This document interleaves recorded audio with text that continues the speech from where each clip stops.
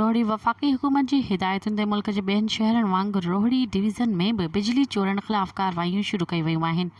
सेप्को XEN Rohri division Abdul फ़हीम बलोच जी निगरानी में सेप्को अमलो ऐं पुलिस सां गॾु सब डिवीज़न पुराणी सखर में बिजली चोरनि ख़िलाफ़ कार्रवाइयूं शुरू कंदे सभई ग़ैर क़ानूनी कुंडा कनेक्शन ऐं केतिरा ई डायरेक्ट कनेक्शन कटिया विया।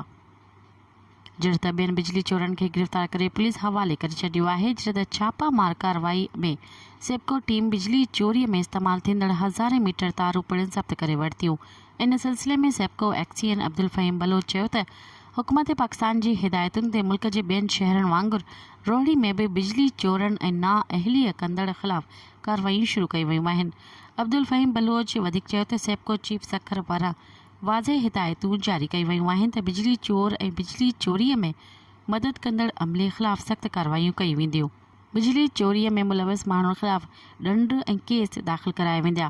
ॿिए तरफ़ एसडीओ सेप्को सब डिवीज़न रोहड़ी रहीम बख्श फुलपोटो पंहिंजी टीम सां गॾु line superintendent Zahid Memon, lineman Mohammad Sharif Katpar, lineman Walid सां गॾु रोहड़ी जे अंदरूनी शहर में बिजली चोरी खे रोकण लाइ कार्रवाई कंदे। मज़ीद ख़बरनि ऐं तफ़सीलात लाइ विज़िट कयो असांजी वेबसाइट www.awamiNewsHD.com ऐं ॾिसंदा रहो अवामी न्यूज़ HD।